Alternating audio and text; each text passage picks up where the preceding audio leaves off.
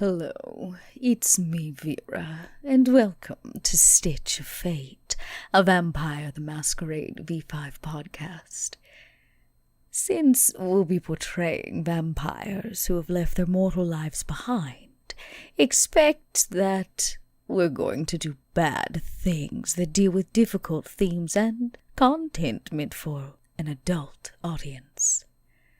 This content may include, but is not limited to, body horror, drug use, murder, gore, extreme emotional situations, and, graphic images. Remember, don't hold those actions against the players, just the characters. Take care of yourself, mortal, and take a break if you need it.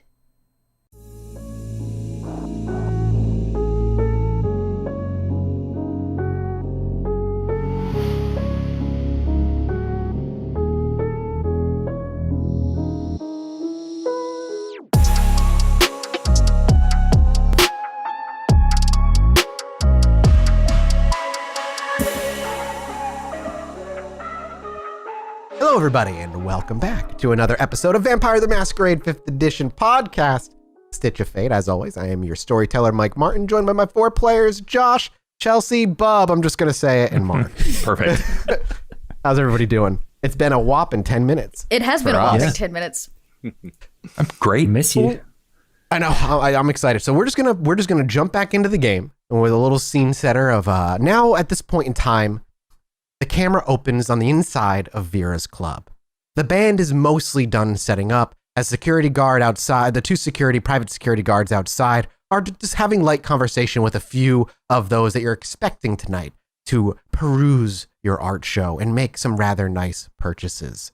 We see Duke make his way downstairs with a notebook in hand and pen. And as Sean's about to make his way upstairs, he gets one step before a very strong, firm hand grasps his collar, and he gets pulled just a half a step back for a second.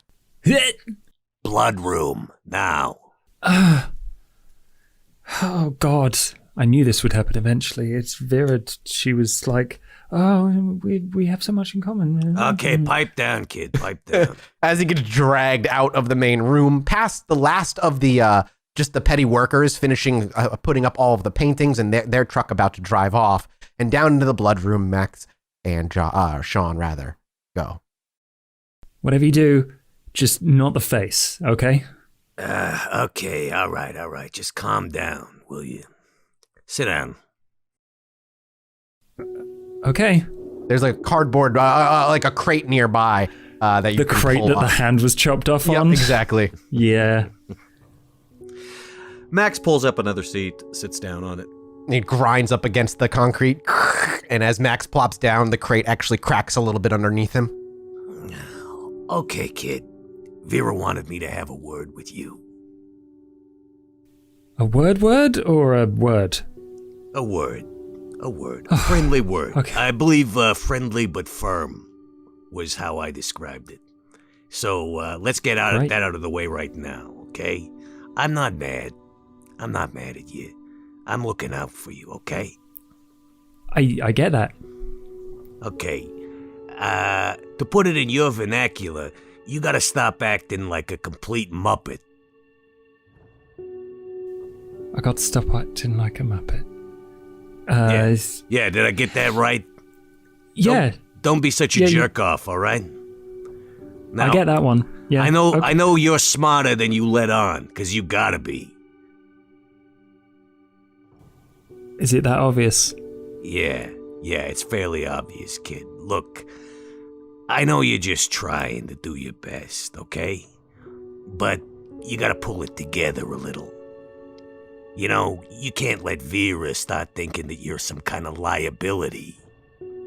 Vera's the boss, okay? Vera's the boss, yeah. I appreciate that. Got any tips? Because when you walk around in a bathrobe, that's A, very funny, but also I can't do that. Vera would tell me off. Yeah, well... And I think it's got something to do with the fact that you could crush my and maybe her skull at the same time. Like a sandwich. I'm not thinking about crushing anybody's skull, least of all Vera's, okay? I owe her. She helped me out when nobody else would. She could have asked for a boon, but she didn't. And that's why she's got my loyalty, alright? Sure. I'm loyal to you. I'm loyal to everyone here. It's just that you're all very creepy. Yeah. You less so. Like the bat thing notwithstanding. Yeah. No, I see where you're coming from on old Duke over there. Yeah, he's got a real off-putting vibe.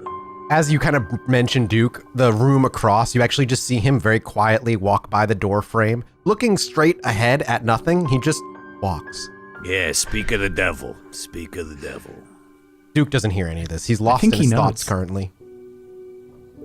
Like, where did you get him? Look, he's got his uses, okay? Sure. Now Everyone has listen, their use. you just need to not be a screw-up. And most of all, you need to not be a motor mouth. You know? Up. Less of that. It's easier to deal with this situation, gestures widely, when I'm talking. So I will do my best. But I don't get to hide in the corner like you. So Hey, nobody puts Max in a corner. And least of all me, you know? But Look, kid, all I'm saying is your defense mechanism is actually a little counterproductive to your survival. So you might want to rethink it. all right. I will you'll see me this evening and I will be the picture of good manners. You're gonna fucking love me. Yeah, okay, kid. Good talk. Yeah, man. Well, I mean, you don't have to deal with this shit. They just ignore you. Yeah. When you do your magic disappearing thing. Yeah, story of my life. Maybe just on that last grumbling, a couple of words, Max places his hands on his knees, pushes himself up, the crate again creaking and cracking a little bit more as he pushes his weight off. And Max actually walks off, leaving Sean. Sean, do you head back upstairs? Sean takes a moment, brushes himself down, and then goes back upstairs. Now the camera will stay downstairs with Max as he actually heads back out to the back and into the sewers momentarily.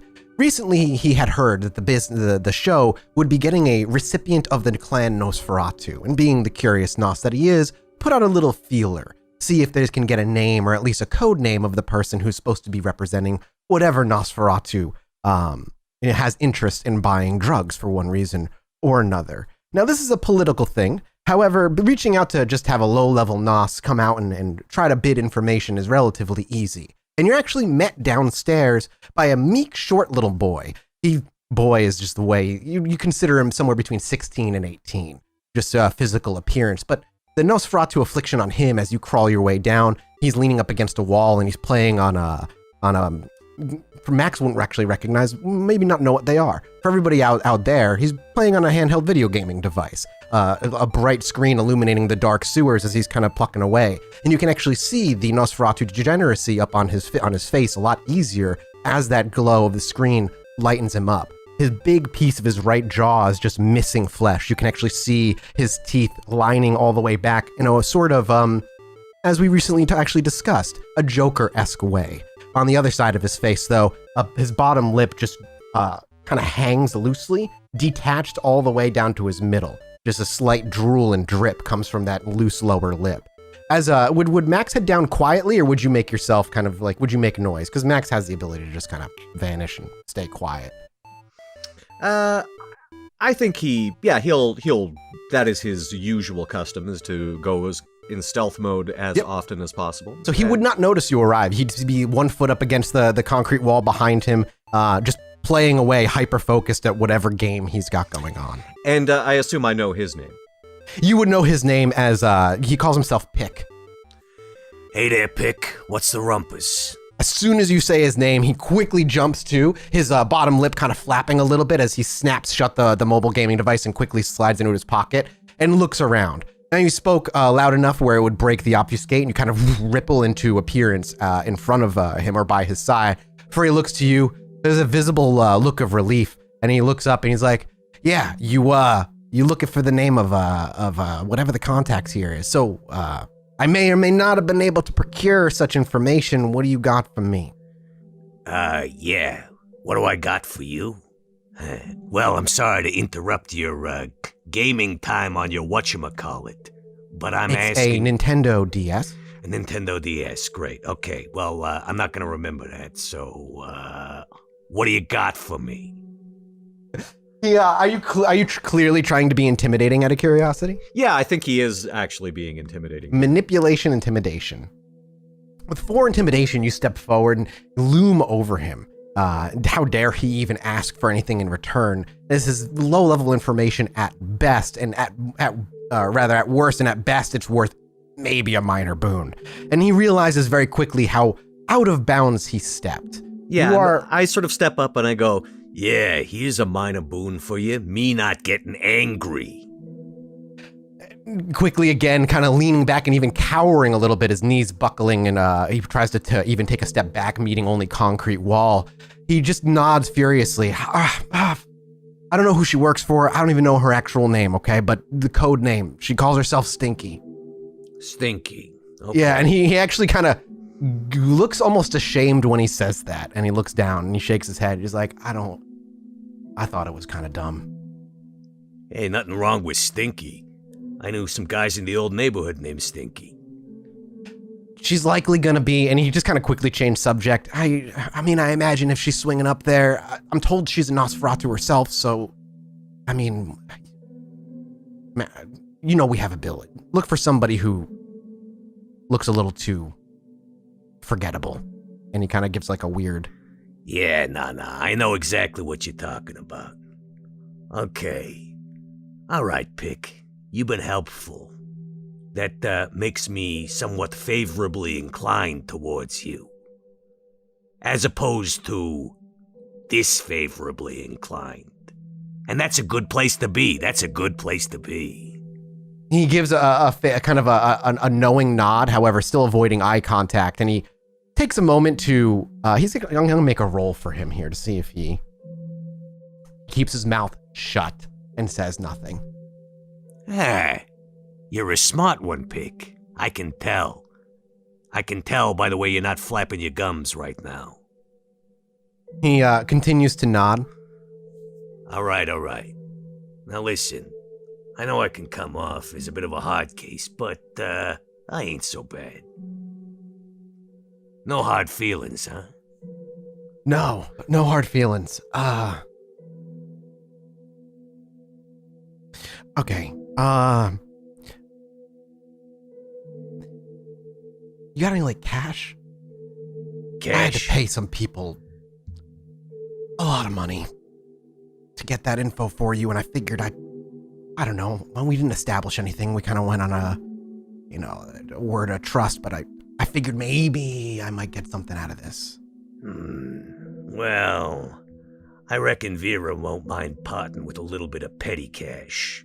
So, how much did this information cost you? As you reach into your pocket and pull out hundreds banded together by a couple of rubber bands, and yeah, you kind of like lick your finger against your really thick kind of bat-like tongue, and you start counting them. The bills, some crumpled, some pristine, and his eyes kind of watch as you begin to count, and he's like, it was it's like $300. Yeah, I heard $200. Here you go. It was as you kind of like just hand him the two. He looks up and he gives it like a half beat before he just snatches that out of your hand. He's like, I'm a fucking idiot. And then he pulls the other 100 and like, and here, buy something nice for yourself. As he goes to turn, you actually pull out the 100. He turns around and he takes it from you and he's like, the rumors about you are mostly right, but, and he waves the other 100 and he goes, not all of them. And listen, He actually pulls the last 200 and says, Okay. And my standing order for information, let's just put that on the tab. There's a moment where he clearly weighs the whether this is worth it or not, but it doesn't last too long as his young Nosferatu fingers reach and gently pull the 200 from you. You may write on your character sheet, Pick owes you, mechanically speaking, a minor boon. Okay. And you can it can simply say, or you can just write Pick running information along those lines. But when he takes those 200 from your hand, he just gives you a very quiet nod before he actually looks around and plucks a rat up from the ground. And he gives it he brings it close to his mouth, and you see him whisper to it. And as it turns around, he pulls out its back right leg, and he actually just reaches in with a long fingernail. And as it sits there and doesn't move, he actually rips the tendon from it. Blood spills a little bit as it winces and squeaks. And then he brings it back to him, and he sips a little bit of the blood before he pinches it closed, and he tries to help it. I'll reach out. Look for the one with the limp. Thanks, Pick. And he actually then brings the rat closer and pours it into his pocket as you see a small red puddle seep through his white t-shirt, and he turns and walks. Max makes his way back up the stairs out of the sewer with $500 lighter, but a new bit of information steady stream and a little bit of info as to who's to be arriving. And you still got about 30 minutes before the doors open for the show. So you're welcome to make your way over to Vera if that's something Max is looking to do. Yeah, Max, he is going to prepare for the evening. He did say he was going to come loaded for bear, so rather than invisibly skulking about in a bathrobe, he's going to be wearing his standard sort of going out and doing business, which is a very ratty leather trench coat. He's also going to wear, his hoodie with the unusually large hood that accommodates his ears. Just sinks super low, but only to about here because the ears are so big. Yes, and he's going to, he's also going to have a scarf, just in case by some happenstance he manages to get seen, so he's going to have a scarf up over his face and whatnot. Right. He'll be wearing the flak jacket beneath the leather coat, and he'll have his full complement of weapons secreted in various harnesses and pockets and whatnot. And when the show is going on, where does Max typically hang out? Does he hang out in the back room, or does he hang out invisible on the show floor? He's going to be invisible, and he's probably going to stick near Vera. And generally, if she needs him to do something else, she knows, the general area to whisper a direction in, and then he can attend to that. But he's mostly sticking. He's kind of on bodyguard duty for Vera. Yeah, it makes total sense. So actually, Max will make his way up to Vera, not invisible yet as the doors aren't open. It's just the four of you now as the workers have all left. Having just had that meeting with Pick in the sewers, if there's anything you'd like to speak to her now, or we can push forward. He will relay that information, just essentially. Listen, spoke to one of my contacts. We got word on the NOS representative. She goes by Stinky. Glorious. Vera knows she's going to have to say that word all night long when she speaks to me. Well, at least we know who it is, right? I look at Max. Do we know this Nos? Anything about them? No, just the name, and that it's a she. Well, then let's see what they are interested in. As the camera moves over, Sean eventually reaches the floor in a fantastic suit, and Vera, you would notice more than anybody else. For whatever reason or another, Sean is just beaming a little more today. Your eye is drawn to him just a little bit more often, not out of interest romantically or anything. He cleaned up. Not incredibly, and you could have done way better, but he cleaned up. Sean! That one dot on presence has shifted his look a little bit. You shaved or something? I thought I would make an effort. Oh, well, you look dashing-ish. The camera then moves downstairs to Duke. Now, Duke, the show is certainly not where Duke is most active when it comes to these deals. Leading up to and then post is where most of your work lies. What does Duke do during these shows? Duke probably watches. In this case, he's admitted to people watching a fair amount. He doesn't like being caught in situations where he may be trapped. So this is one of those things where he's sort of profiling everyone that steps inside to see whom based off of a handful of identifying clues, might be the first to speak out of kind, the first to potentially draw a weapon, to passively move threats, who might look a little more on edge than normal. It's from there that he probably seeks out Max to let them know that this person is definitely off their A game and something might be up. Would you step outside to observe them before they were allowed in? If they're going to get through the front door, he basically wants to be able to watch them from a top-down view. Just want to watch. Okay. And just because we are potentially anticipating problems, Max is going to have his shotgun loaded with the Dragon's Breath shells that he has. Okay. Fantastic. For the most part, these shows have gone off without a hitch. A couple of times there's been violent outbreaks, but they're usually kept under control. You expect something similar this time around to go smoothly. You've adjusted as well. Instead of having everybody in the room all at once, it shifts one at a time. One walks in with his bodyguard, they look at the paintings, they make their purchase or bid, and then they leave. And that keeps all the crime lords out of a very central location and all egos in check, as you've been doing this for some time now. And as the time rolls on, and those front doors finally swing open and the night lights from the outside road spill in and illuminate it a little bit unpleasantly, the first one allowed in is Tommy the Mouse, one of the higher-end bosses of the Italian mafia here in New York City. He's been here almost every time you've had one, only having missed the very first show that you put on, has been a regular guest ever since. His drug of choice is cocaine. And he walks in with two bodyguards, quiet, bald men, and he looks to you, Vera. He has a big smile on his face, a clean-kept goatee, and slicked back black hair. His fingers are loaded with golden rings, and his suit is impeccably well-fitted.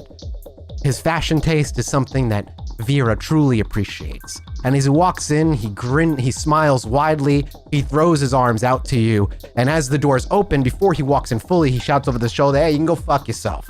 And he walks into you and he's like, "My beautiful Vera." Tommy. And he walks over to, I know you're not you're a touch, don't look. I would put a hand look, don't touch, out rather. and maybe curtsy or something like, leaving distance, no hugging. As you give an elegant curtsy and place your hand out, he takes just the tips of your fingers, brings them close, and he gives them the knuckles a very gentle kiss, and he places your hand back. And as he kind of takes you all in, and then looks around to realize there's only Sean nearby. Max can't be seen, and he doesn't look up. So Duke is, as the camera's kind of sitting low and behind, we can see just an out of focus figure on the third floor mezzanine that just looms quietly in the darkness. You truly have to look for it to see it, but it's there. Let me guess, Tommy, you're here for an oil painting. He smiles. I do enjoy going skiing. Come, let me show you what we have in stock. And all the while, he has incredibly pleasant conversation. He just hits on you constantly. This is who he is. You don't even take it personally at this point. Perhaps early on when you first met him, it was annoying, frustrating. Offensive isn't the word. You might want to kill him though, because he's kind and he's worthless. But at this point, you've realized this is what his excuse for charm. He has a forced charisma, but it's that constant, overbearing ego that those who are meeker around him simply fall into line. But there's respect and perhaps even an attraction to Vera because you never, ever have budged. Even early on, Tommy the Mouse tried to make very hard deals with you that were very much in his favor. But somehow when he walked out, they were in yours instead. He's grown to like you quite a bit. And as you walk him over to the nearest oil painting, he simply gestures to and he's like, "All right, give me the lowdown. How much is this beauty?" And he actually pulls out the paper, a little laminated art menu, more or less, from his back pocket, and he just kind of holds it out front. And he just kind of looks at it, looks to you, but very much expects you to sell him on it. Well, our stock has become higher quality and prices have evolved. He's like, "Oh, I wasn't going to say it, but that's a whole 10% hike." Yes, well, a girl has to eat. 10%'s a lot of money when we're talking about, and he kind of gestures, high quality artistes. Yes, well, when has this high quality artiste ever not delivered? He kind of just waves the menu at you and gives you a nod. Fair point. Fair point. We have 3 to choose from. And I kind of gesture. And I imagine each one is a different amount. Yes, exactly.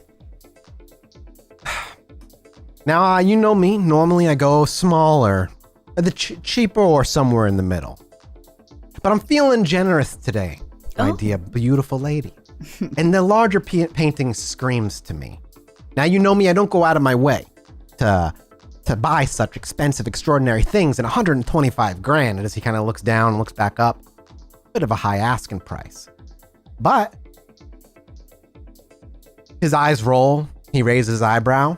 I could drop you 110 in cash tonight. And the other 15? Oh, I'm sorry. Perhaps you misunderstood. I'm saying I could give you everything up front instead of staggered. And we knock off a little bit of the surface cash. You know what I'm saying? sorry, I don't think you understand. This is the price. What can I do to, say, sweeten the pot? I was just thinking I'm a regular customer, you know? Maybe you go in move in a little bit, help. You know what? I apologize. I'll take the middle one. Tommy. He looks over to you as he's pocketing the menu. How many times have you come to one of these events?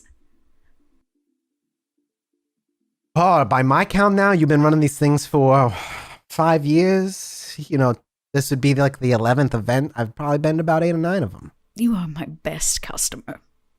And by far the most charming. You may make me a charisma persuasion check. Great! I don't have You have any specialties that would add a +1? Well, I have the 4 dots in looks. So if that's going to help at all, I can add 2 die. It depends on how you're trying to... If you're using your looks as a way to schmooze him. Oh, I'm sure. Yeah, I imagine that is what... I mean, that's what Vera does, right? Yeah. Then why don't you go ahead and give me a... instead of a charisma persuasion, give me a looks persuasion. Roll me a persuasion plus your looks. Oh, okay. Charisma would be higher. Oh, then go with charisma and add a +1 for having 4 looks then. With 4 successes. And what was the question? I apologize. What was the last words that fell out of your mouth? I just simply mentioned that he would have He's to the pay best full customer. price, and I told him that he has always been my best customer, and asked if I could sweeten the deal. I don't know how you could sweeten the deal. You know what? Okay. I'll do you a favor. No, you're doing me a favor. Let's be real, Miss Vera. And he looks to you and smiles. I'll go in. I'll pay full price. In fact, I'll take it. And I'll pay 10% extra. You do me a favor. Well, that depends. His eyes graze over to the other set of paintings, ones that represent heroin. And he slowly strides over to the smaller one. He kind of traces it around. He's like, it's a beautiful painting, ain't it? Some would say. The painting itself is actually of a very simple brook with a bridge and a couple walking over it with the lady having a sun umbrella. I don't know. I just don't think it would belong in the house of one of them damn Russians. I don't think it would look good. Wouldn't fit the aesthetic. I wouldn't know. One of my companions, business partners, has great interest in this stuff, but he can't make his way here for a couple of days. Put it on hold. At 10%, consider it a holder's fee. And you don't sell shit to the Russians outside tonight. I'm sorry. You want me to deny my patrons a chance to come and purchase? Only because you're going to make a little extra and that shit's going to be sold anyway. You ain't losing any money. Tommy. I gesture to what is probably a $3,000, like, black vinyl suit. Do you think that the extra is what I need? Good business is good business, and if you think that I got where I am by allowing my patrons to deny other patrons a chance for inventory, well, your friend, I am more than happy to add him to my roster. How about I make you a deal? All ears.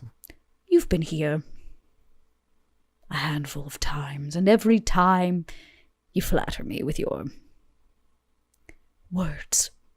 I'm only speaking my truth. And he gives you a wink. As I appreciate. But I have never given you the joy of a dance. I didn't think you did that. I don't. Thus, the pricelessness of it. A private dance with Vera. Of Club Succubus. And I put a hand out to take his. We've got a live band. The music is playing in the background, and he actually goes from like looking at the ceiling thinking, and as his eyes trail down to your open palm. And there's a moment where you see him really tempted. His fingers kind of twitch and he really wants to take it. Then he looks up. On a night that wasn't business, maybe. My counteroffer. Let me stay in here and bid against the Russian. Fair and square.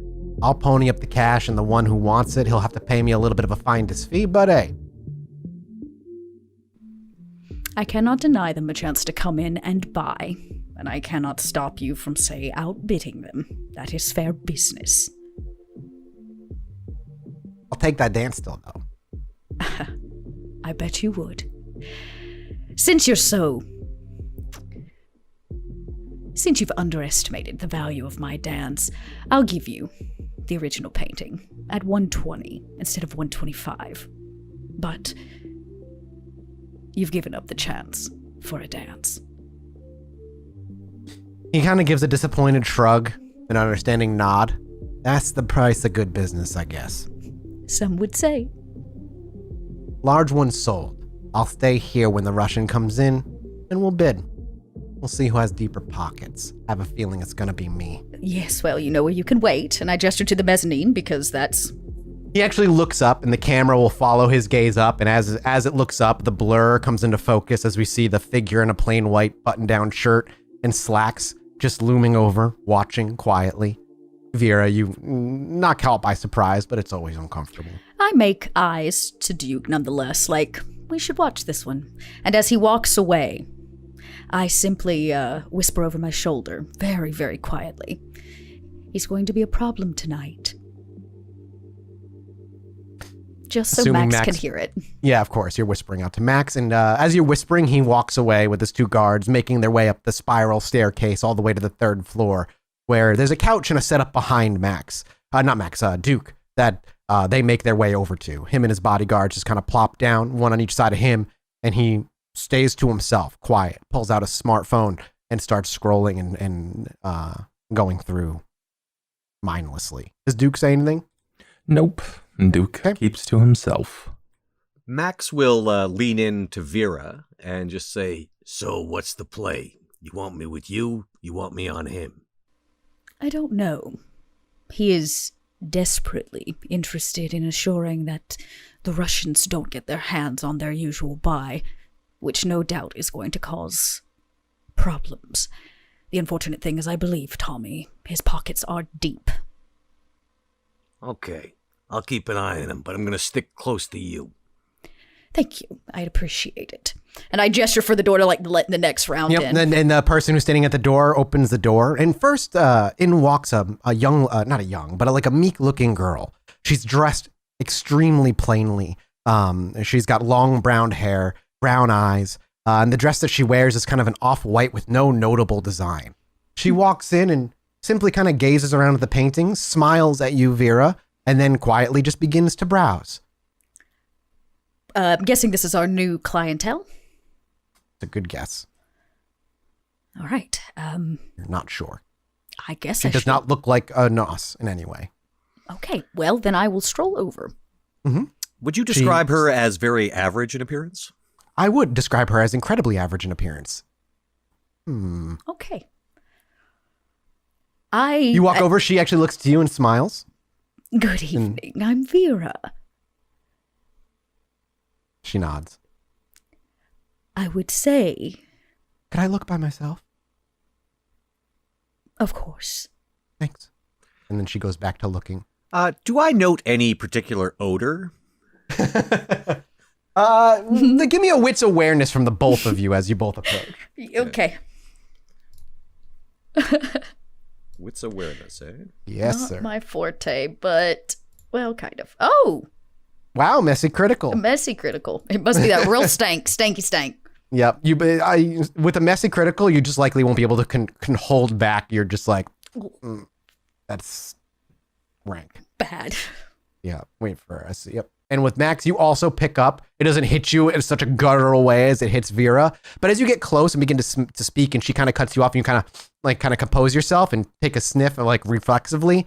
And the smell of what smells like a kind of sweet, a sickeningly sweet smell pierces your nose that, if you were mortal, might make you nauseous. It's subtle though, and you had to get pretty close.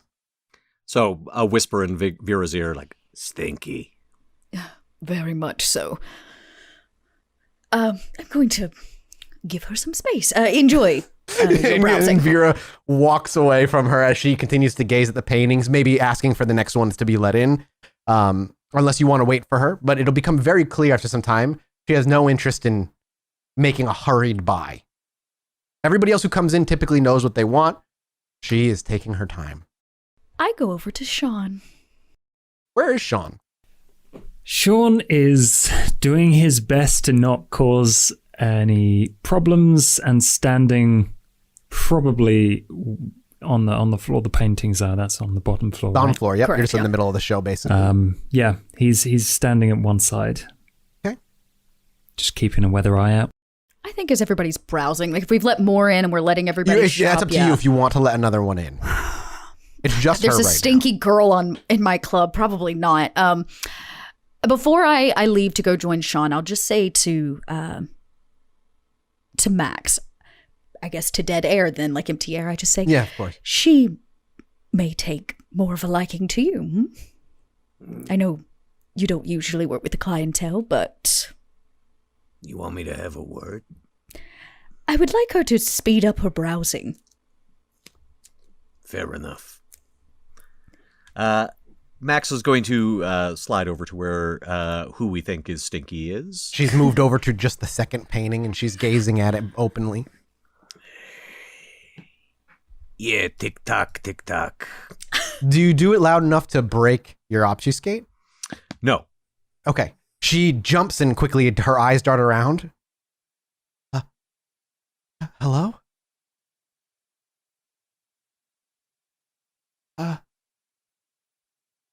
And then she kind of looks back at the painting. How long does Max wait?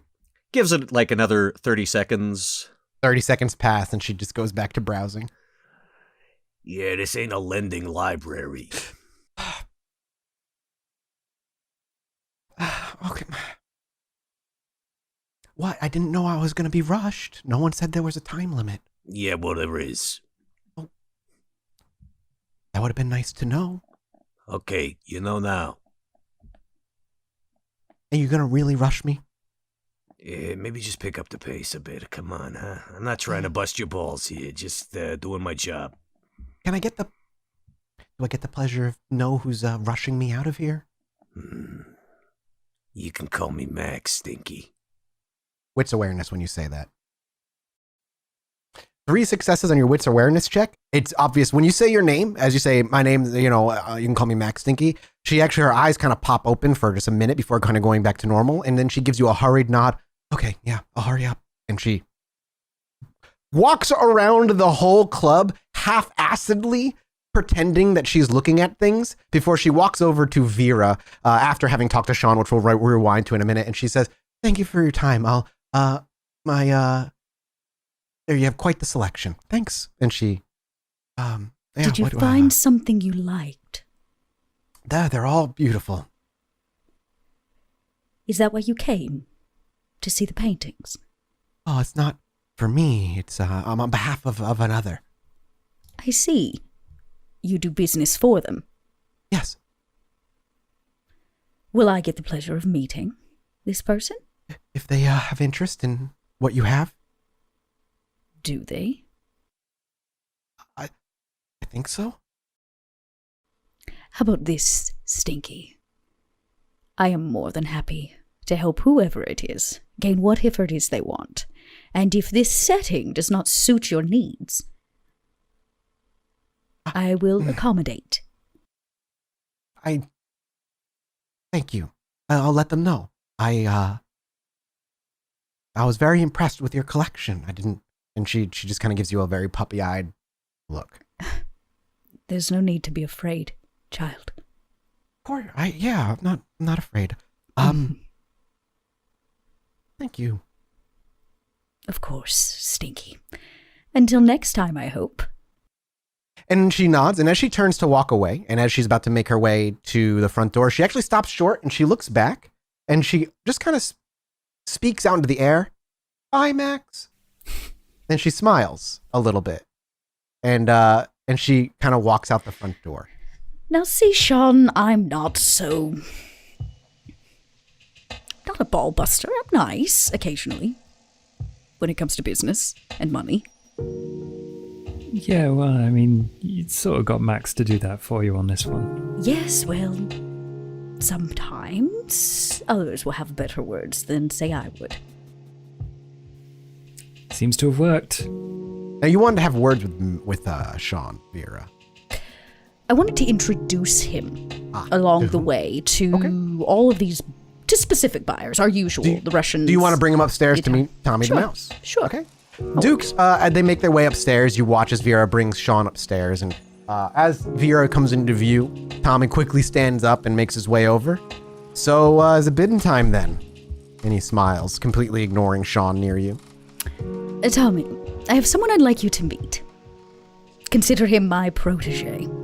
Oh, big words and a lot of promise. And as he says that, he walks over to you and he reaches out for a handshake.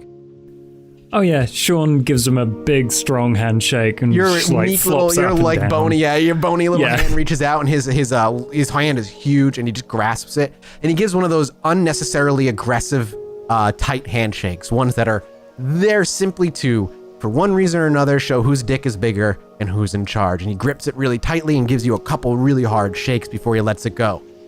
If she's telling you you're her protege, them some big dresses to fill, pretty boy. Well, I ain't seen you walking in high heels either. Though I don't know. And he looks back to one of his guards. I think he might look pretty good in them. Tommy, you have no idea how good I'd look. He actually when you actually retort that, he gives a belly laugh, and you see him relax as it kind of just the mean jokes roll off of Sean's back, and he just kind of claps you on the side of the shoulder. I can see why Vera keeps you around already. Well, good to meet you, Sean. Protege, one owner of this club at some point, and he kind of gives you a questionable look, Vera. only if he wants it. He purses his lips. You're learning about this is about the same time I am, Tommy. So this is good news. His jokes again. Aren't they funny? He goes to laugh, but gives a kind of confused look. Maybe it's the millennial humor or something. Well, Tommy, I'm glad you like Sean. He is knowledgeable on our products. Oh yeah. That's my fault. See, that's the mistake of as he kind of waves around, and it's the reason I keep coming back here. Vera, she got the finger on the pulse, man. You know, I'll be honest with you. Looking you up and down, you don't look like you're worth jack shit, and I could blow you over in a stiff breeze, and you might break. No value to you on the surface, but see, that's why Vera's good at what she does. Still waters, Tommy. Still waters. We've got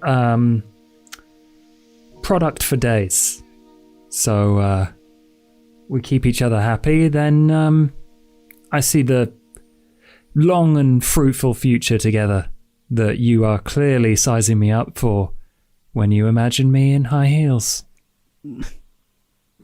Vera cringes.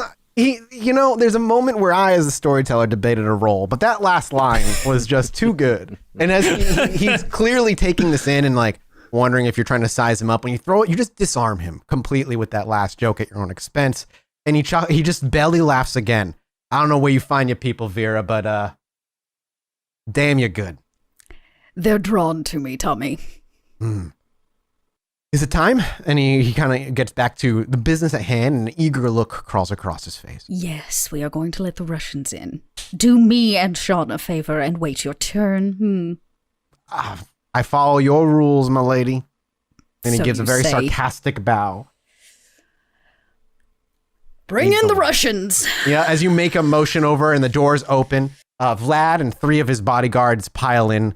And as he looks up as Vera walks down, and he very clearly lets his eyes linger as Tommy looks at him through the balcony, and he looks up at him, and then, but eventually his eyes turn to you. His composure is incredibly stoic. He simply walks up to you and reaches out for your hand. Doesn't say a word. He's Russian. Of course he doesn't. I put a hand out. I say nothing. He reaches up and just gives it a gentle kiss like all do when they enter. Vera, good to see you. Yes. What is his name? Vladimir? Vlad. Product, please. I gesture to the floor.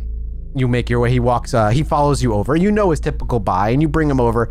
The amount that you sell is different depending on what obviously Sean can get you for that show. So he kind of quickly goes over the menu, and he gestures to the medium one for the heroin. I make sure to this is speak in always- Russian so Sure. that Tommy cannot understand. I imagine Vera's fluent in it. Yeah. And she I'll said, take the middle one as always, Vera. you know, we go by the price tag. Of course. Money will be paid. Wonderful. Are we done? Yes. He smiles and he gives a nod to his bodyguards, and they make their way to the front door as one of them kind of pulls out a wad of cash, starts counting some things out, slaps it into the palm of your hand, nonchalant, and they leave. As they're walking out the front door, Tommy over the balcony, Duke, you see him, he leans over and he's like, hey, what the fuck? What the fuck's going on? And Vlad simply looks over and then just walks. The doors open, and Tommy just makes a motion for his bodyguards, and he begins to hurry down the spiral staircase. You fucking trying to fuck me over, Vera? And he makes his way down. Last time I checked, you wanted the small painting. I wanted to bid again. God damn, go! And he actually makes a motion. His bodyguards actually pull pistols at the back of their pants, and they make their way for the front door. He follows. Duke will step in at this point. Max as well is downstairs at this time as well. Sean, maybe the only one that might not step in, but we'll see. Max will be the first one who will have an opportunity here as initiative's kind of weird. Everybody just tell me so the way V5 initiative works for those who are listeners, because we're about to jump into some confrontation, everybody just describes what they want to do on their turn, and then depending on if it's melee, if it's ranged, if you're engaged, certain people will go first, with engaged going first, then ranged, then melee, I believe is the order, in case there's fighting. Josh, please, if I got the order wrong there. That's pretty much it. Okay, cool. So Max, starting with Max though. Max, what are you looking to do here as he makes a motion for his bodyguards to go out and try and catch the Russian? So the 2 bodyguards are moving together, yes? Yes, they're moving together, making their way across the main floor to the front door. They're not even halfway across the main floor though. Basically, as soon as he sees them moving, Max is going to peel off to intercept them, and he, before he even draws any weapons or anything, he's just going to, now, could he trip someone without breaking his obfuscate? I want to say I don't think so, but let me double check the rule, because obfuscate is very specific. He's essentially going to do the thing of like sticking his foot out in front of them. Right. You know, the old-fashioned trip. So they're essentially walking into his foot.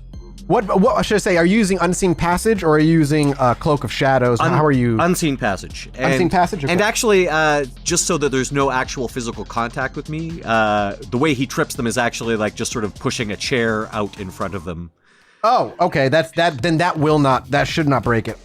Right. So yeah, you could easily make your way around, intercept them, and what you want to do is like a chair. You said just kind of like pick a chair out in front of 1 or 2 of them and try and knock them out, or do you want something bigger? Because you are a Nosferatu who's very strong. You could push a couch if you wanted to.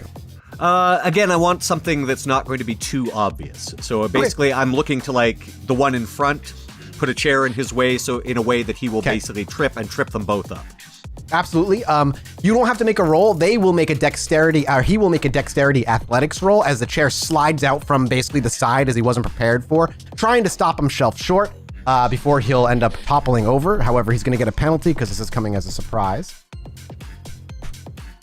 And with one success, it's not enough to stop him from stumbling over the chair for basically a round, causing him to be prone as he quickly his knees hit it and he tumbles face over ass and lands on his backside before he's like, oh, fuck. But the other one starts going.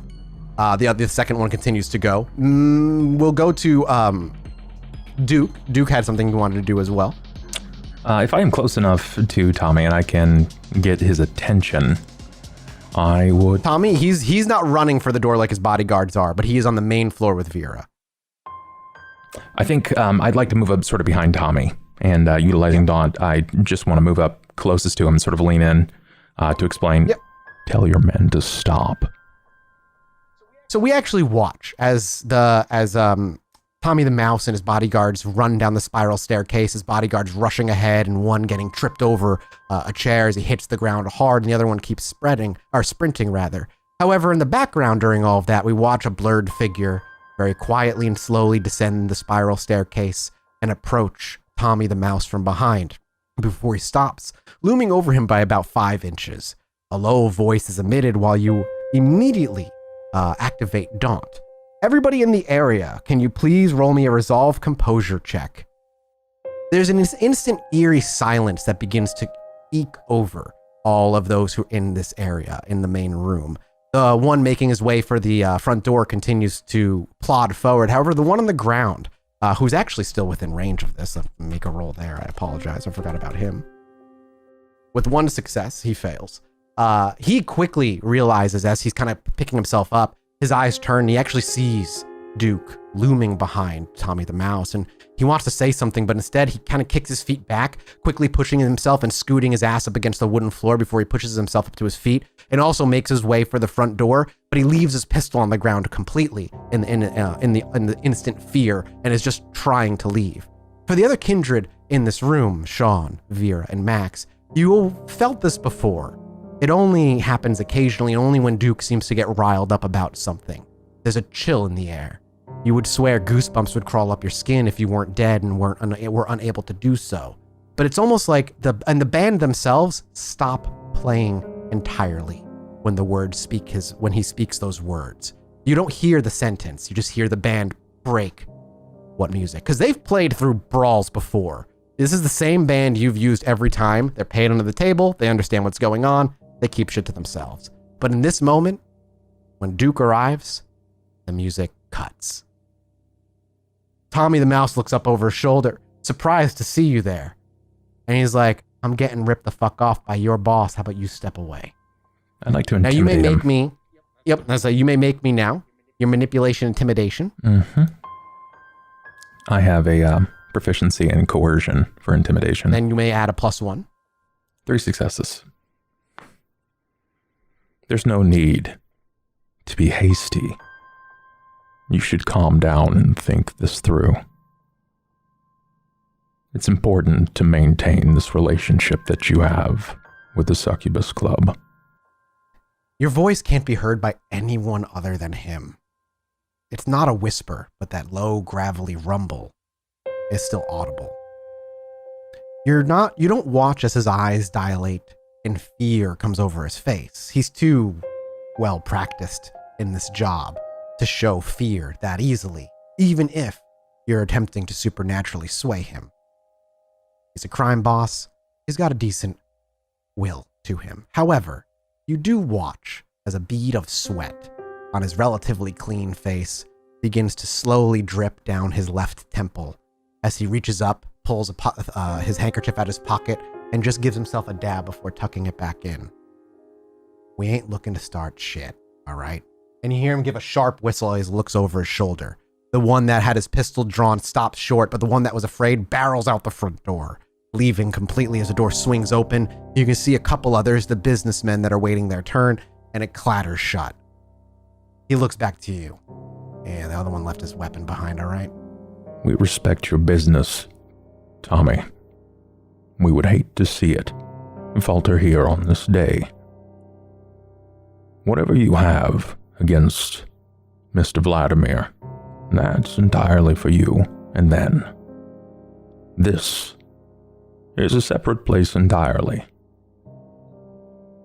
Now, moving forward, you'll want to be definite and speak with clarity when speaking with Miss Vera. I was. Vera. Duke speaks your name for the first time. You've been watching this interaction. All of you have been just quietly, intensely watching this interaction. But Duke finally, whatever the conversation he has, peers over him, looks to Vera and speaks your name. Thomas seems to be rather miffed. He actually turns and faces you as well. With understanding, and I've expressed that he needs to compose himself and discuss this like adults. You should have accepted the dance, Tommy. I ain't here to dance, Vera. No, you're here to start a gang war in my club. I'm here to make sure that my business prospers over others. And he kind of just gives a nonchalant shrug. Yes, but in that, my business suffers. I don't see how it suffers. If I'm giving you the same amount of money he was going to be giving you. You see, Tommy, you made a point earlier. An important one. I choose my friends wisely. I gestured to his one bodyguard. Yeah, one of them. You, on the other hand, clearly do not. He, After 11 business tete-a-tetes, you decide that it is okay to pull guns in my club because things did not go as you wanted. I thought I made what I wanted for our deal clear and you went back on it.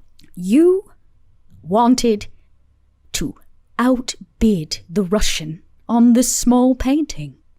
His interest lied in the medium one. Our deal was made. So, since I knocked $5,000 off of the painting you did buy, we'll consider that payment for your life tonight. You underestimate me and us. I liked our relationship, Vera. It's a shame. And he actually just kind of puts his hands in his pocket as he walks over to his bodyguard. No, he doesn't walk past her. Sure. What do you do to stop him? She's going to stop him. She's actually going to make a grab for his throat. She's going to make a melee attack. Okay. Dex, strength brawl. You're going to grapple. Max is positioned basically right behind. Yes, right behind Vera. No, right behind the bodyguard. He's moved to. Okay. Yeah. Yep. Because he'd already moved off to intercept them, so he's basically just sort of stepping in right next to the bodyguard. Okay. He has no idea that you're there. You know what? She needs to make a melee attack because she does not grapple. Okay. So she's going to pull a knife, which was daftly hidden, no doubt. What is it you want to do with the knife? I want to stop him. Knife to throat. You want to put it to his throat more or less. As he goes to walk by you, where does this knife slide from? And you may make me a dexterity athletics check to slide this deftly to his throat. I imagine if it's going to be an athletics dexterity, you're not going to actually attack. You're just going to right. As he goes to walk by, she wraps a rather long, spindly leg around him, cuts him off, and ends up behind him with a knife to his throat, and she simply whispers in his ear. So she'll make the roll. You said athletics dexterity. I'm gonna make sure Cat's Grace is on for this one. Okay. I don't think we have to go fleetness yet, but okay. I'm just not rolling well today. I'm gonna willpower that. Okay. You may roll 3. It to spend. So with a pool of 3, 5, 6, 7, 8, you rolled 2 successes. So we'll roll another 3 just to be on the safe side. With an additional success, making it 3. With 3, you very simply slide behind him. The dagger slides out from one of your longer sleeves, and you place the knife up against his throat, presumably? Yes. Tommy. You're not welcome here anymore. Yeah, well, I wasn't going to be coming back. Shut your mouth. Our business is done. This will be the last painting that you get to buy. For in your greed, you have ended our relationship. Instead, I'll assure that the Russians get to buy your portion next time. See how that works? I told you we only do good business here. And since you brought in your bad antics, you will pay. My man Max is going to hunt down your bodyguard who's running the streets. He's no longer your bodyguard. You're making a mistake, Mira. I don't make mistakes. You know that, Tommy. You know this ain't gonna just be a solitary incident. Shit rolls uphill. Of course it does. But the fact of the matter is I don't have to deal with your arrogant face anymore. If your boss or your friend wants to do proper business, they can come see me personally. You, on the other hand, well, I'm rolling you downhill. He doesn't respond to that at this point. The knife's still very firmly pressed against his neck. One slight mismove and blood would be drawn. What's the bodyguard doing? Standing there, watching his boss, pistol still in his hand, but not pointed at him. Does Vera after let him go, or does she hold it there for a while? She holds it there just long enough to whisper one more time. Like I said. As you begin to whisper, Max, you'll watch as he kind of, realizing it's going on for a while, the gun quickly gets raised after a bit. As he's going to I'm behind him, so he won't see me decloak. And I am covered up. So basically you got your hood, scarf. I decloak and immediately full Nelson, or something that'll keep his gun from being pointed correctly. Hopefully make him strength brawl, please. Strength brawl. Okay. Oh, this is a scary roll.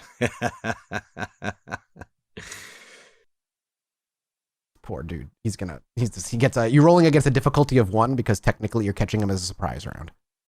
So you could technically, you rolled 2. That's all you need.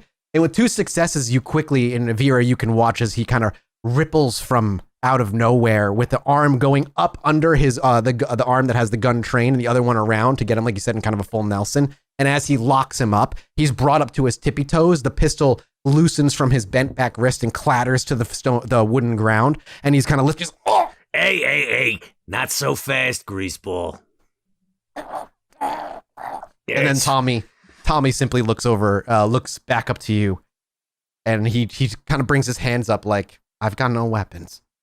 Can Sean step forward? Sean can do whatever he wants.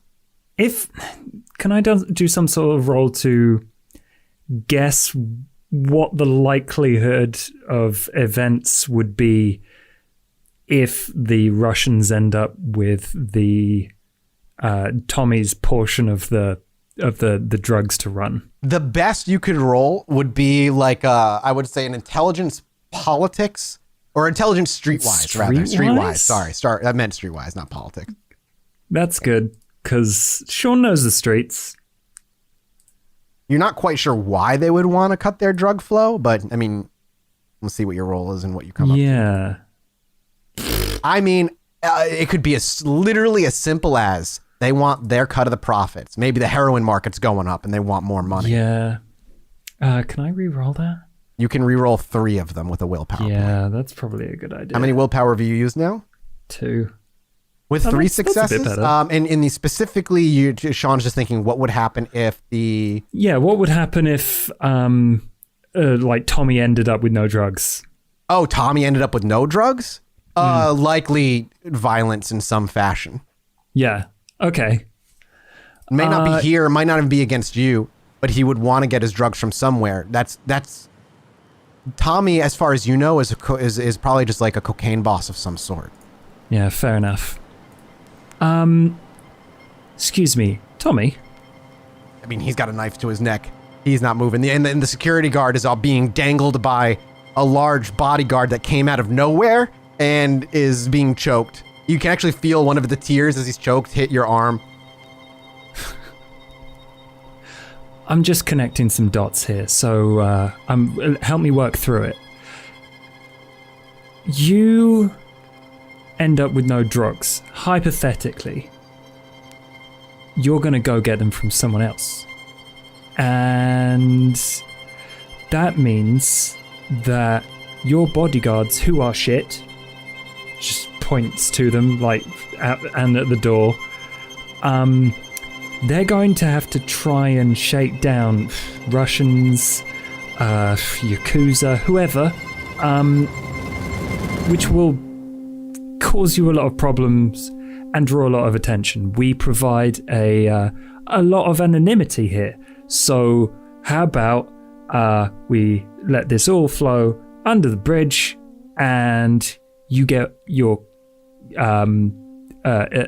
painting and business resumes. Would you like to do anything else? That would be a turn on awe. Thank you. Yeah. And it's actually interesting for you to turn on awe because when you use it, it leaves your system until you drink again.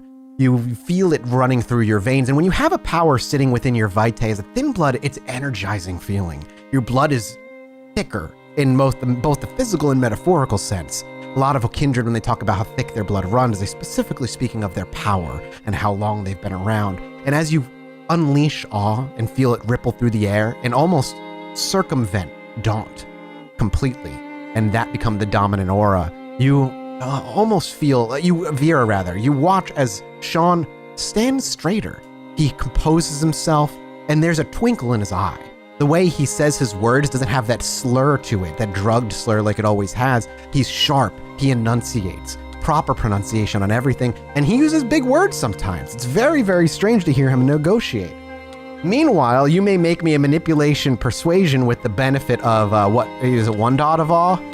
Yeah, it's only 1. And So I an think extra while plus he's 1? doing it, he's channeling the emotions of the Of course. person he drained this from, Of which course. is a slight euphoria, like a heightened sense, mostly from You're drugs, appealing but to that's, his more kinder side. persuasion, right? You a total of 4 successes, which is actually very, very good, especially against a kind. And what is it that you exactly, I got caught up in the rules there, what is exactly you're offering him? I'm offering him the opportunity to not lose a lot of people and draw attention to him By in doing obtaining what? drugs by buying, somewhere else. By not obtaining drugs somewhere else. Yeah, I'm telling him, don't get them anywhere else. Get them here. Okay. Save yourself a lot of trouble. Now, does Vera go along with that? Because she more or less pulled the deal out from under him after he talked back. But here is Sean taking a bit of She wants to see what Sean is going to do. well, if you kind of wait after you let him say all of that, Tommy Tommy just looking at Sean and not able to look back at Vera. Like I said, Vera picks him out real damn good. I can't tell Vera what to do, but occasionally I have suggestions. Only She put it this way, listens. kid. If Vera says no, you got a spot on my crew. Oh, I like that offer. That's very kind of you. That silver tongue. Yeah. Oh, well, cheers, mate. I'm comfy here, but definitely future business. What does Vera say? Vera gives Sean that look like, are you really in a job interview right now? But she goes back to the man she's holding at knife point. She spins him around, removes the And knife he from his kinda neck. Spins up and the dagger slides away in that spin, no longer holding it when he faces you. And I grab him by the kind of jowls Yep. and tip his head to the side. And I look over his shoulder to Sean. A kiss. Since it looks like we're going to continue to do business. And I feed from him. Oh, you openly feed from him. I do. His Excellent. bodyguard How is hungry are being you? held 3. So you're going to take down to 2? He's going to be very unconscious for a while. He's going to be in a rough shape. Great. That's what she wants. She needed So to feed. as she says that and you watch her bare her fangs before he even knows what's happening, as he's not really paying too much attention. She clearly moves in a very seductive manner. The amount of skin she shows on her arm, the way she graces the side of his cheek. And as she brings him in, just cocks his head to the side, clamps down on his neck, and you watch a bit of blood trickle out from the corner of her lip as his eyes roll in the back of his head and his tenseness collapses. there's a bodyguard watching. Duke's gonna move to Max in the guard. Yep. Max. He can see this. This is a masquerade breach. You know it is. I nod to Max, and I use compel. Okay. Do you need to rouse check for compel? I do not. It's free. Okay. Excuse me, sir. I need you to look at me.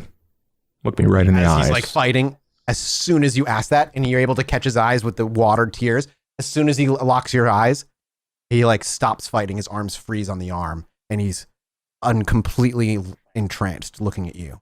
You're going to forget this scene, everything that's happened. Here's the rouse.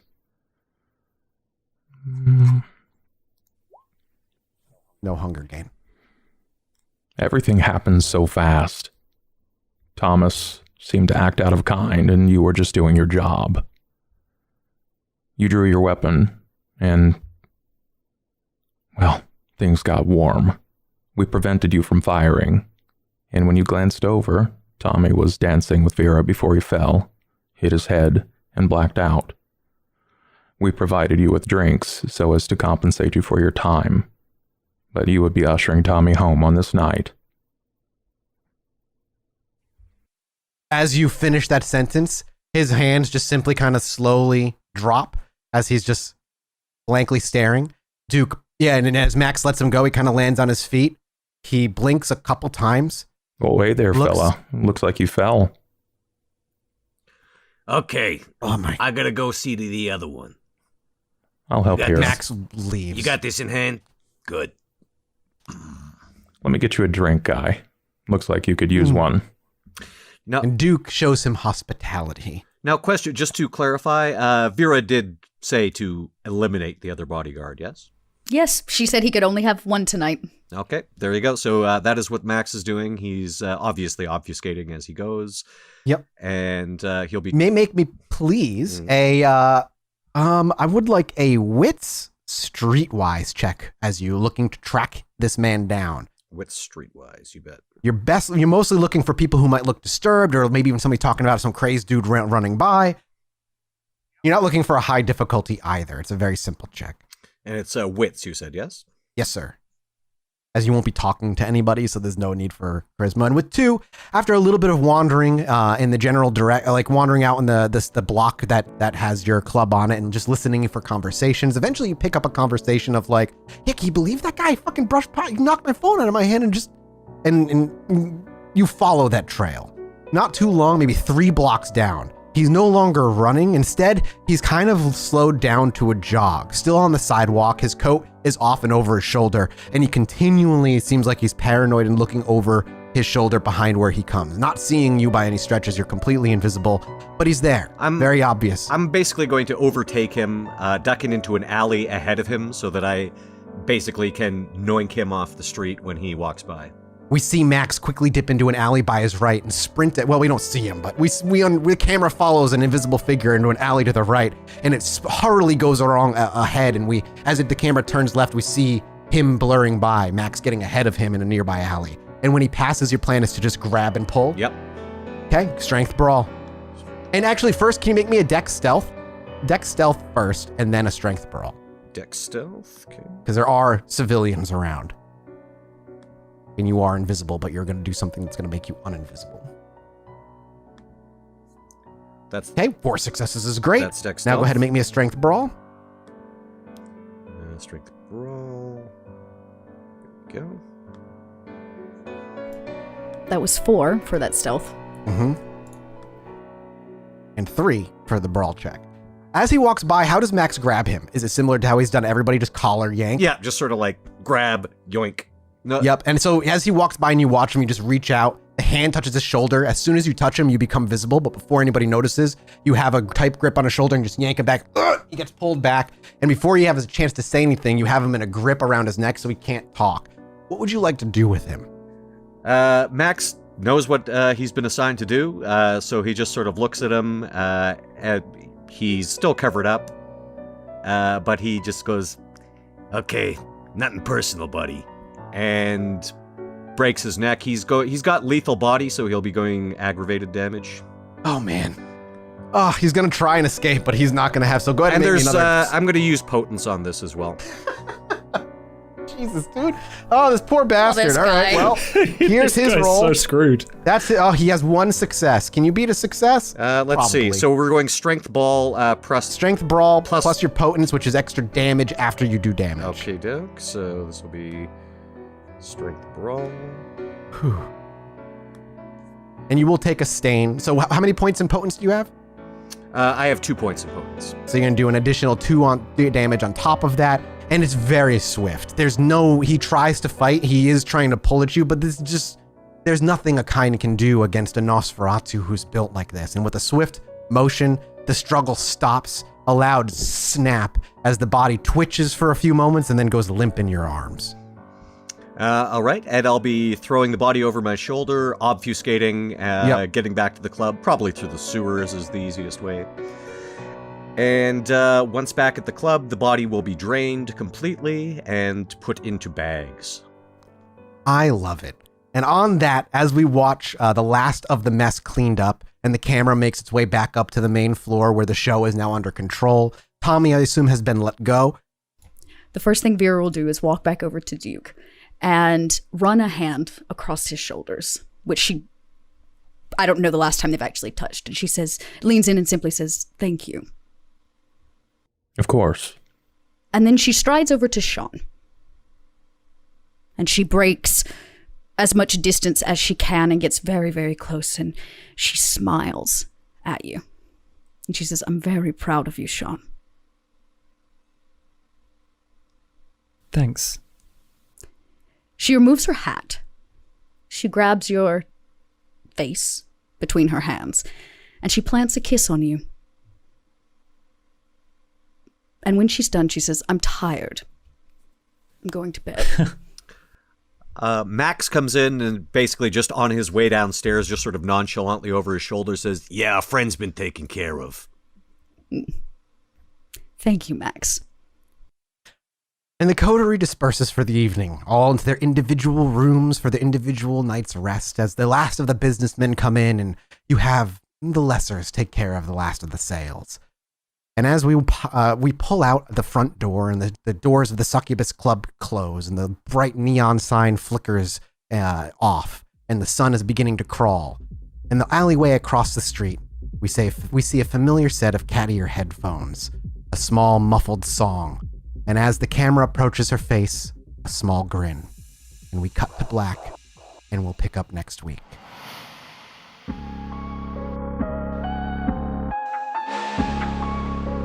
Oh, before you go, do Vera a little favor, would you? Break out that Masquerade Preach in your pocket and follow us on Facebook and Twitter at Pod by Night or Stitch of Fate. Make sure to leave us a little 5-star rating and review, would you? And if you don't, well, I guess I'll just have to send Max after you. Special thank you to Kimberly and Sean Casey for sponsoring this podcast. Stitch of Fate wouldn't be possible without your incredible kindness and support. You sure know how to rouse our blood.